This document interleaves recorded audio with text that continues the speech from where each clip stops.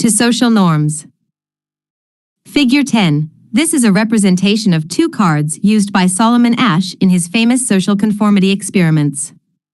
The length of the line on the first card, left, is obviously the same as line C, but when a group of actors claimed it was a different length, the research subjects would often change their minds and go with the crowd rather than believe their own eyes.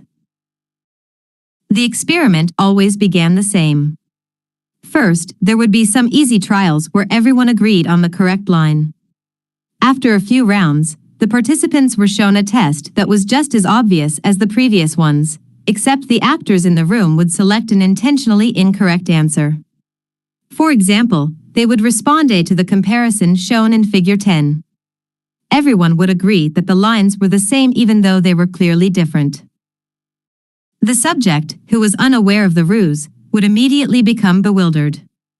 Their eyes would open wide. They would laugh nervously to themselves. They would double-check the reactions of other participants. Their agitation would grow as one person after another delivered the same incorrect response. Soon, the subject began to doubt their own eyes. Eventually, they delivered the answer they knew in their heart to be incorrect.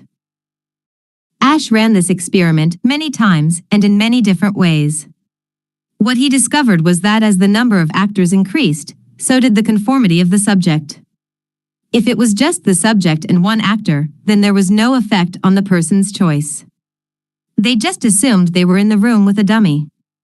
When two actors were in the room with the subject, there was still little impact. But as the number of people increased to 3 actors and 4 and all the way to 8, the subject became more likely to second-guess themselves. By the end of the experiment, nearly 75% of the subjects had agreed with the group answer even though it was obviously incorrect. Whenever we are unsure how to act, we look to the group to guide our behavior. We are constantly scanning our environment and wondering, what is everyone else doing? We check reviews on Amazon or Yelp or TripAdvisor because we want to imitate the best buying, eating, and travel habits. It's usually a smart strategy. There is evidence in numbers.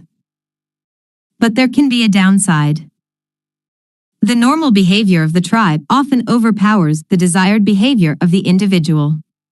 For example, one study found that when a chimpanzee learns an effective way to crack nuts open as a member of one group and then switches to a new group that uses a less effective strategy, it will avoid using the superior nut cracking method just to blend in with the rest of the chimps.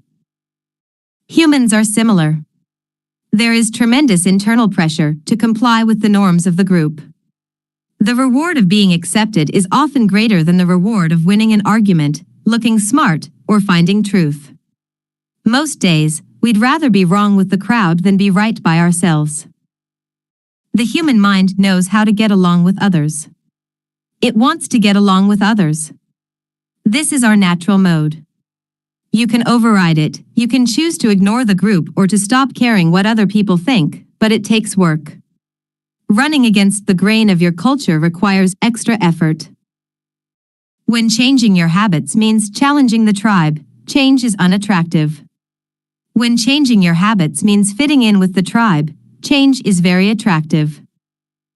3. Imitating the powerful. Humans everywhere pursue power, prestige, and status. We want pins and medallions on our jackets. We want president or partner in our titles. We want to be acknowledged, recognized, and praised. This tendency can seem vain, but overall, it's a smart move. Historically, a person with greater power and status has access to more resources, worries less about survival, and proves to be a more attractive mate. We are drawn to behaviors that earn us respect, approval, admiration, and status. We want to be the one in the gym who can do muscle-ups or the musician who can play the hardest chord progressions or the parent with the most accomplished children because these things separate us from the crowd. Once we fit in, we start looking for ways to stand out. This is one reason we care so much about the habits of highly effective people. We try to copy the behavior of successful people because we desire success ourselves. Many of our daily habits are imitations of people we admire. You replicate the marketing strategies of the most successful firms in your industry. You make a recipe from your favorite baker. You borrow the storytelling strategies of your favorite writer. You mimic the communication style of your boss. We imitate people we envy. High-status people enjoy the approval, respect, and praise of others. And that means if a behavior can get us approval, respect, and praise, we find it attractive. We are also motivated to avoid behaviors that would lower our status. We trim our hedges and mow our lawn because we don't want to be the slob of the neighborhood. When our mother comes to visit, we clean up the house because we don't want to be judged. We are continually wondering what will others think of me, and altering our behavior based on the answer. The Polgar sisters, the chess prodigies mentioned at the beginning of this chapter, are evidence of the powerful and lasting impact social influences can have on our behavior. The sisters practiced chess for many hours each day and continued this remarkable effort for decades. But these habits and behaviors maintained their attractiveness, in part, because they were valued by their culture. From the praise of their parents to the achievement of different status markers like becoming a grandmaster, they had many reasons to continue their effort.